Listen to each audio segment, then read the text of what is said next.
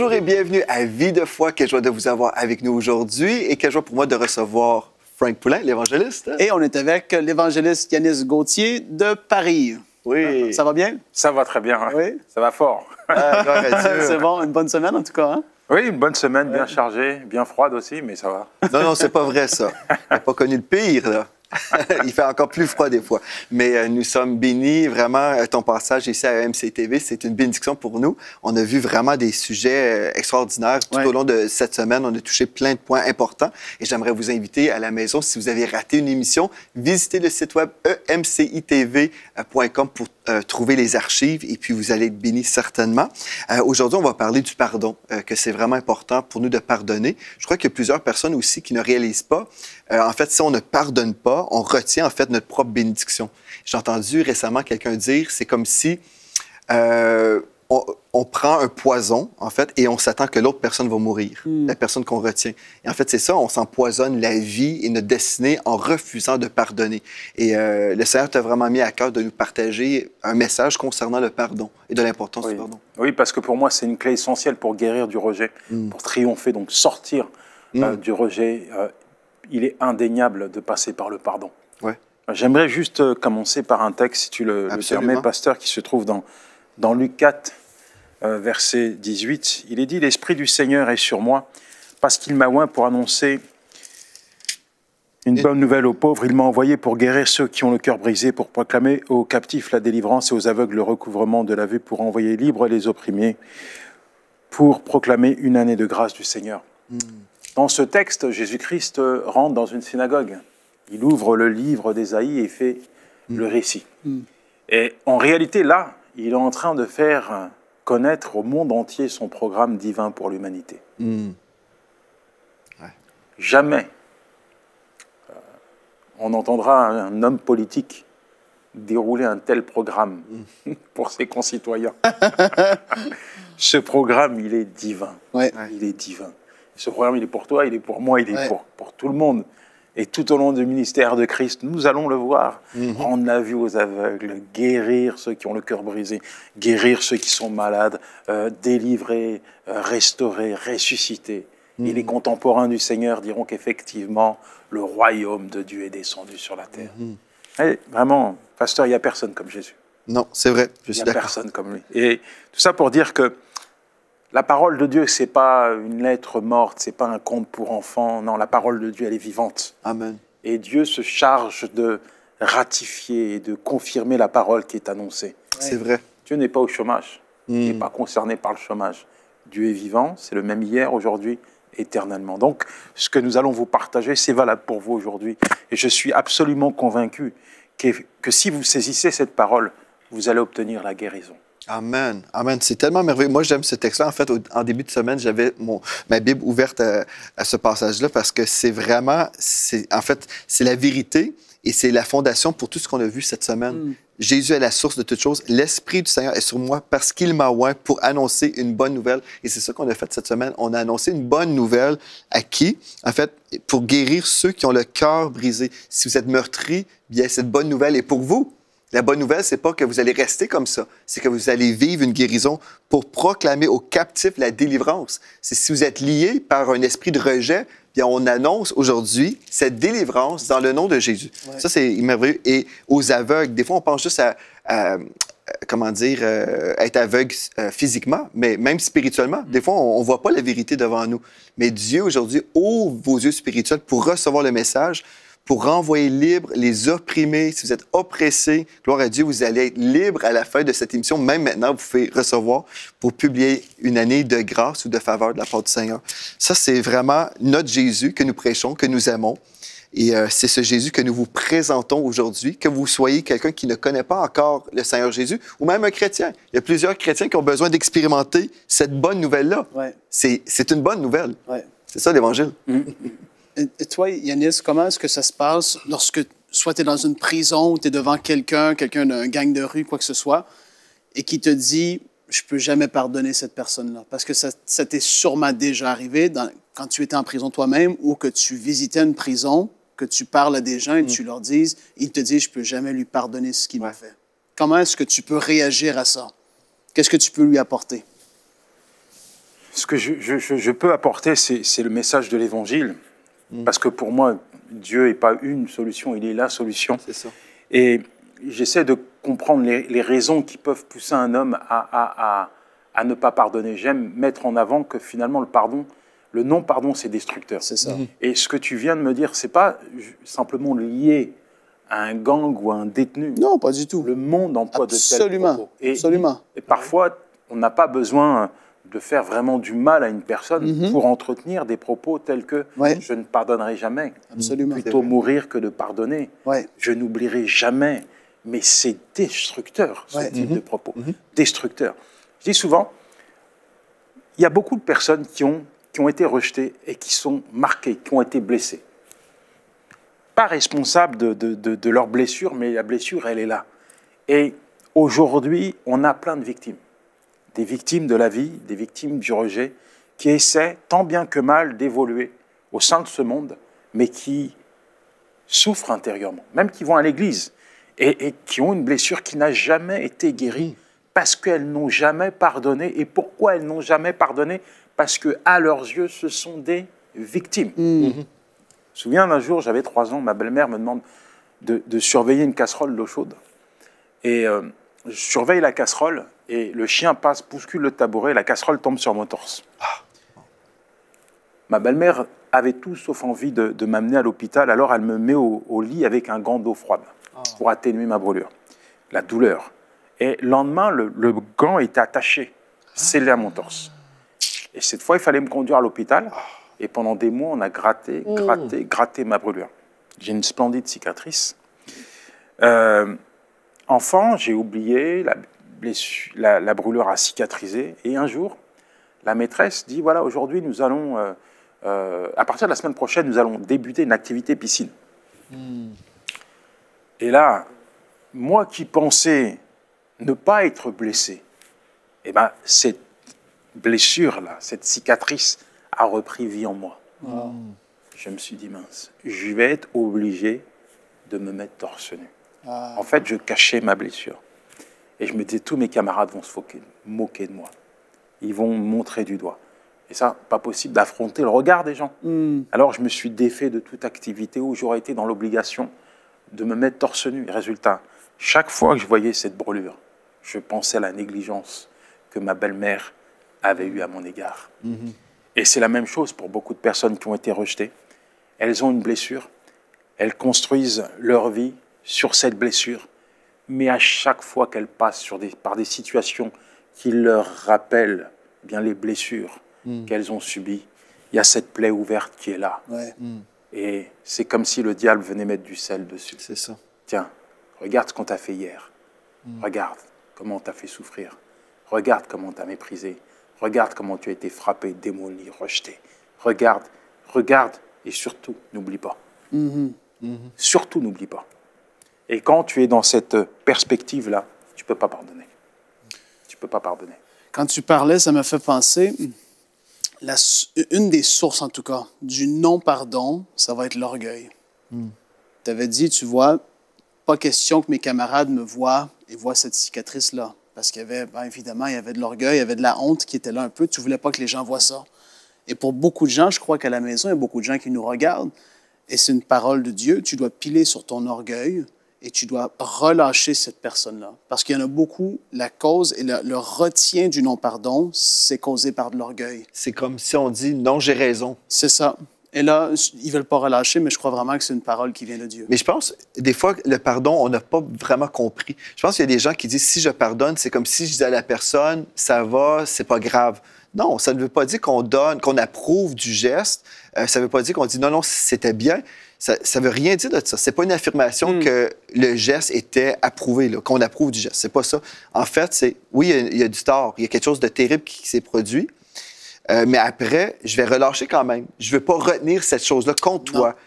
Si je retiens, c'est en fait, comme tu dis, je suis dans l'orgueil parce que je me dis, ben, en fait, je suis au-dessus de toi. Là. Moi, je n'aurais pas fait ce que tu as fait. Puis c'est peut-être vrai aussi. Là. Mais c'est ça, des fois, on ne veut pas pardonner parce qu'on s'imagine, c'est comme si on approuve. Mais c'est pas ça. On ne donne pas notre approbation. C'est plutôt juste, OK, oui, l'événement est arrivé, Et puis aujourd'hui, moi, je choisis de te relâcher de ça. Et je pardonne, je relâche, et puis je me relâche en pardonnant aussi, là. C'est important ce que tu dis. Je dis souvent que le non-pardon nous lie psychologiquement à la personne qui nous a offensés. Dans Matthieu 18, verset 21, Pierre s'approcha de Jésus et lui demanda « Seigneur, combien de fois devrais-je pardonner à mon frère s'il se rend coupable envers moi ?» Jusqu'à 7 fois. Non, répondit Jésus. Je ne te dis pas jusqu'à 7 fois, mais jusqu'à 70 fois 7 fois. Ouais. Et Jésus ne lui donne pas une seule raison pour laquelle il ne devrait pas pardonner. C'est comme si Jésus lui disait « Pardonne. » En tout temps. En tout temps. Pardonne. Pardonne. Pas de limite. Pardonne. Et c'est compliqué de comprendre en tant qu'humain que même lorsqu'on est une victime, on doit pardonner pour être libéré, détaché psychologiquement de la personne qui nous a offensés. Moi, j'ai dû l'apprendre à mes dépens. À mes dépens. J'étais chrétien quand mon frère s'est fait assassiner. Bande de jeunes qui ont mis 3 balles dans le corps, dont une en pleine tête. Et quand on m'a présenté les portraits robots des assassins de mon frère, ces portraits robots ont pris vie en moi. Même si j'avais jamais vu ces personnes physiquement, dans ma pensée, ils étaient vivants. Et mon frère avait 30 ans, on avait 2 années d'écart, c'était mon frère. Et la bande va se faire arrêter. Parmi cette bande, il va en manquer un qui va décéder. Le jour de jugement, ils vont tous dire « Mais nous, on était là, mais c'est celui qui est mort qui a mis les coups de feu. » Ils sont condamnés à 3 ans de prison. Quand j'entends le verdict, quand je les vois s'embrasser dans le box des accusés, heureux de retrouver la liberté, je me dis, si c'est ça, la justice, bah, autant accomplir la même propre justice, lévitique, 24, œil pour œil, dent pour dent. C'est ça que l'homme fait. Je vais lui faire la même blessure qu'il m'a faite. Ouais. Et j'ai envie de me venger. Ouais. À chaque fois que je pense à eux, je vois rouge. Et je suis malade intérieurement. Je suis pas bien, parce que je sais que mon ressenti, ce qu'il y a dans mon cœur, ça ne correspond pas à ce que Dieu souhaite. Ça me pollue la vie. Ces gens, ils sont en train de me pourrir ma vie. Ouais. Parce que je ne peux pas m'empêcher de penser à eux. Et puis Dieu vient me parler. Vous savez, pasteur, sous la colère, on n'écoute personne. Et Dieu a toujours ses temps et ses moments pour venir parler au cœur de ses enfants. Ouais. Tu as peut-être été rejeté, tu as peut-être été mis de côté, frappé, tu as toutes les raisons d'en vouloir à ton père, à ta mère, à la personne qui t'a fait subir quelque chose. Et pendant des années, tu vas rester en colère. Tu ne vas pas écouter Dieu. Mais il y a un moment où tu vas entendre sa voix. Et moi, quand Dieu vient me parler, il me dit, Yanis, mais quand je me suis révélé à toi, où tu étais, qui tu étais, j'étais en prison, ouais. Et j'étais pas mieux que ces personnes. Je méritais pas ton amour. Et tu m'as pardonné. Ouais. La Bible dit dans Matthieu 6, verset 14, « En effet, si vous pardonnez aux autres le mal qu'ils vous ont fait, votre Père qui est au ciel vous pardonnera aussi. Mais si vous ne pardonnez pas aux autres, votre Père ne vous pardonnera pas non plus le mal que vous avez fait. » Ce texte, il est conditionné. Ouais. Je suis pardonné parce que je pardonne. Je ne pardonne pas, je ne suis pas pardonné. Et la vérité, c'est quoi? Sans Dieu, je suis rien, je suis perdu. Je ne peux pas permettre à qui que ce soit ou à quoi que ce soit de me mettre en porte-à-faux avec la parole de Dieu. Je sais que je suis conscient qu'il y a des choses que je fais. Malheureusement, je suis un homme. J'ai besoin du pardon de Dieu. Et si je refuse de pardonner ces personnes, je suis en porte-à-faux avec sa parole. C'est ça, parce qu'à ce moment-là, on se tient sur notre propre justice. Ouais. C'est ça l'affaire. On se croit autosuffisant. On n'a pas besoin du pardon de Dieu. On rejette le pardon de Dieu, en fait. Pardon. On se dit, moi, je suis correct, je suis bon. Mais en fait, c'est faux. Alors, je pardonne. Pas parce qu'il le mérite, certainement pas, mais parce que Dieu me le demande. Résultat, la paix. Tu vois, Dieu, il nous demande des choses. Il ne nous demande pas de faire des choses que lui-même, admettons, ne serait pas capable de faire. La Bible a dit, là, je paraphrase, peut-être on mourrait pour quelqu'un de bon. À peine on mourrait pour quelqu'un qui est correct. Mais nous, alors qu'on était des pécheurs et on se moquait de Dieu, on le ridiculisait, lui, il est descendu du ciel mourir pour nous pardonner sur la croix. Et ça, c'est puissant parce que tu dis, Dieu, il l'a fait pour moi et il me demande de le faire. Donc, qui suis-je pour retenir le pardon vis-à-vis de quelqu'un? Et surtout, là, on parle à des chrétiens, là, je m'adresse à des chrétiens. qui sommes-nous pour retenir le pardon lorsque Dieu, lui, on se moquait de lui possiblement dans le passé, et malgré ça, il est passé par-dessus, il nous a pardonné. Et je me dis, mais qui sommes-nous pour faire ça? On n'a pas ce droit. Mais le pardon, c'est un acte de grâce par lequel nous nous identifions à Christ, qui nous a pardonné alors que nous ne le méritions pas. C'est ça. Et souvent, c'est vrai que, humainement parlant, ton ego, tu le mets de côté. Pardonner un assassin qui ne mérite pas, tu le mets de côté, tu en prends un coup dans ton ego, tu dis, mais... Et puis, il faut avoir la force de pardonner, humainement parlant, mais c'est pas possible. Et souvent, c'est important de comprendre que quand un chrétien décide d'obéir à la volonté de Dieu, Dieu lui accordera la force d'aller jusqu'au bout de cette La grâce, ouais, c'est ça. Ouais. Le pardon, c'est pas humain. Non. C'est divin. C'est ça. Le pardon, c'est pas humain, c'est divin. Mais c'est tellement important de pardonner pour être guéri. Ouais. Parce que quand tu pardonnes pas, la plaie, elle est ouverte. La plaie, elle est ouverte. Et t'as beau essayer de couvrir, de mettre du mascara, du rouge à lèvres, une cravate, un costume pour cacher cette blessure. Mais elle est là. Et tu la connais, cette blessure. Résultat, tu peux pas rire. T'es pas épanoui. Des fois, t'es tellement dans la douleur que t'oses même pas demander la prière pour que Dieu t'aide. Tu gardes ça dans le secret. T'es miné, rongé. C'est un cancer spirituel. C'est ça que j'allais dire. Exactement. Et on retrouve l'amertume. Ouais. On voit des foyers qui sont détruits. Qui rend la vie amère. La Bible dit, vous ne couchez pas sous la colère, mais dans les couples, maintenant, 45% des couples divorcent. On a des collecteurs d'offenses. Des gens qui gardent des offenses de 1973 jusqu'en 2016. Et ils traversent une situation similaire. Tiens, le dossier, il est encore là. Mais divorce. Tu vois, comme on dit, on doit pardonner, mais on doit aussi demander pardon. Moi, je me souviens, plus qu'une fois, je me suis repenti auprès de mes filles, parce que j'ai 2 filles, Floramé et Félicité, et aussi auprès de ma femme, je me suis repenti.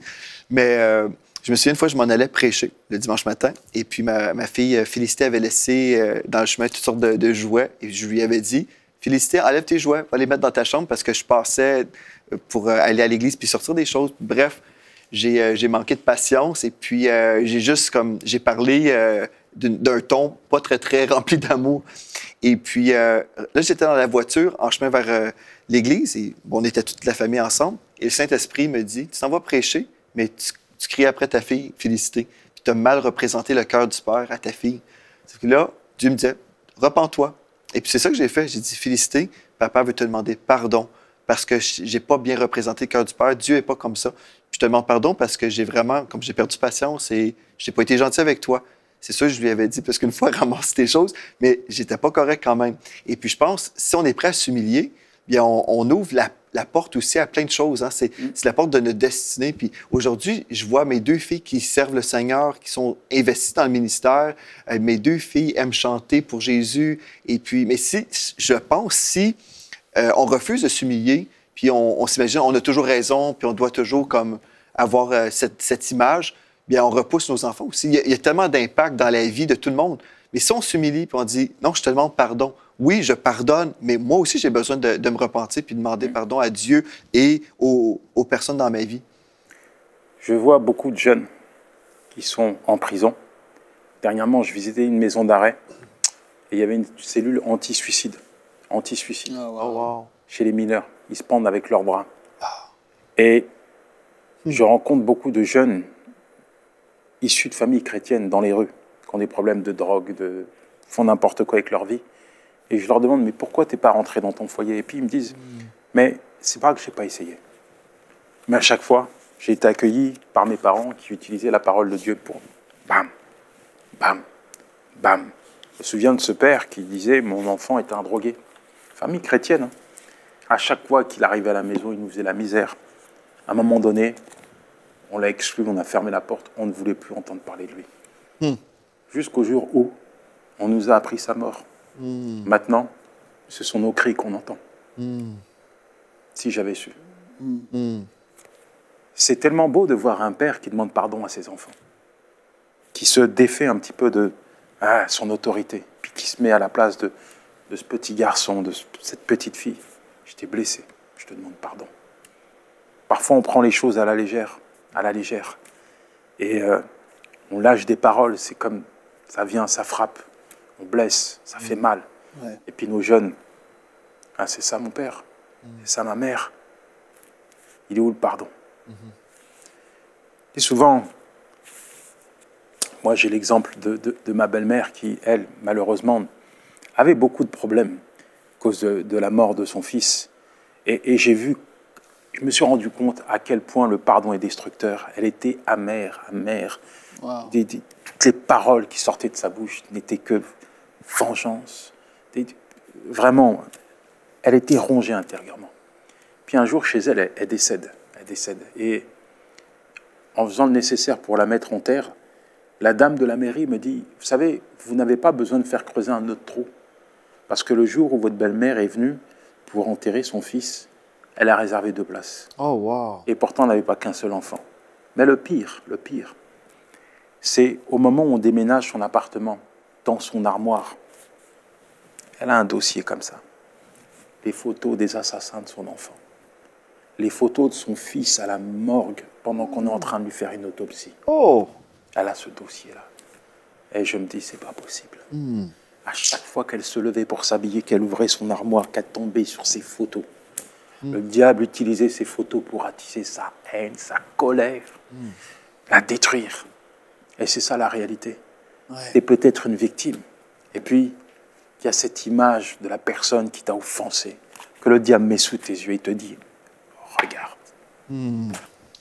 Tant que tu regardes cette image, tu ne peux pas pardonner. Tu as envie de tirer vengeance. C'est pour ça que le Seigneur te dit, regarde à lui. Je texte dans Ésaïe 43, verset 18, « Ne pensez plus aux événements passés et ne considérez plus ce qui est ancien. Voici, Dieu nous parle, il dit, voici, je vais faire une chose nouvelle sur le point d'arriver.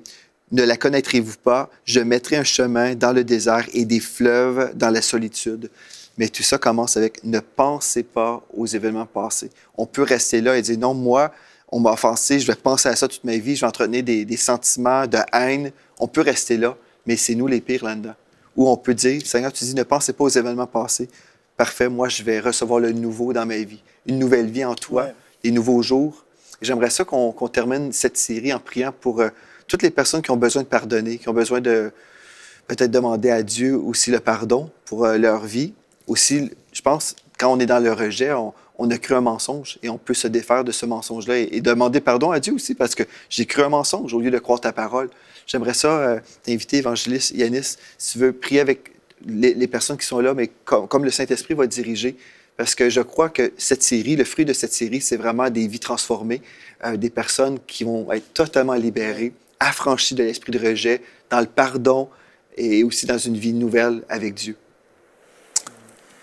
Seigneur, nous savons, Seigneur, que tu es celui qui guérit. Tu nous l'as annoncé dans ta parole. Tu es venu guérir les cœurs brisés.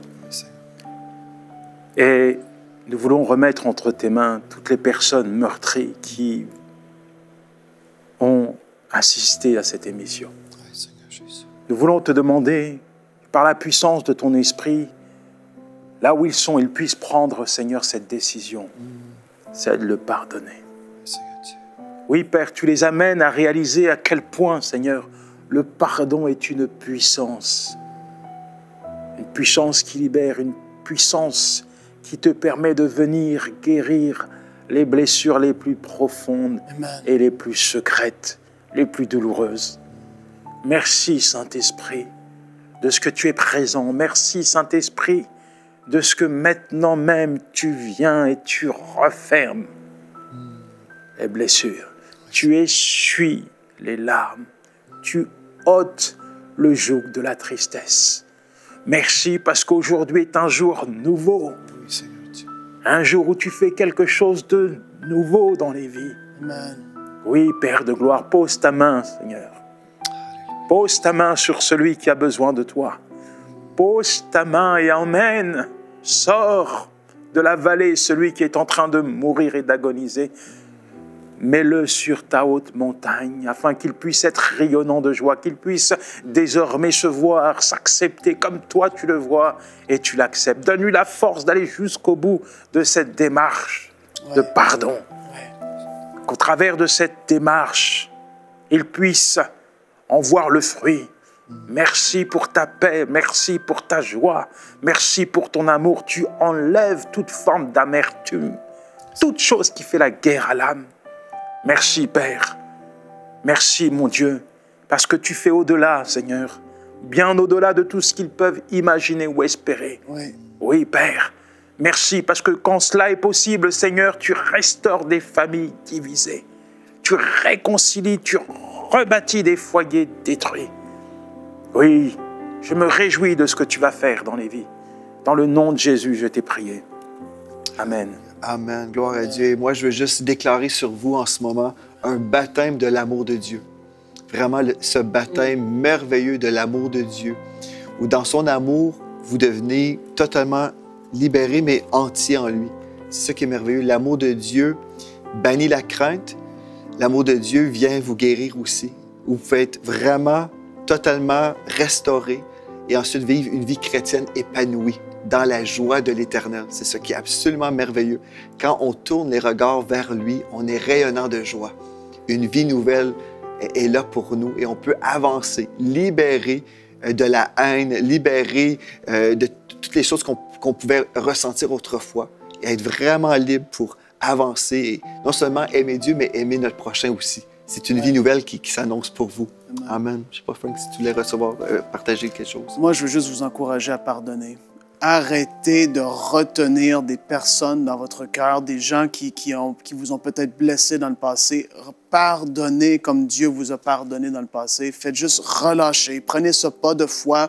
Dites, je vais laisser tomber cette garde qui est là devant moi. Je veux juste pardonner maintenant. Et relâchez. Prenez la décision. Dites, je pardonne telle personne, je la relâche maintenant. Amen. Gloire à Dieu. C'est une semaine bénie qu'on a passée. Ouais. Et puis, on veut te remercier, évangéliste Yanis Gauthier de Paris.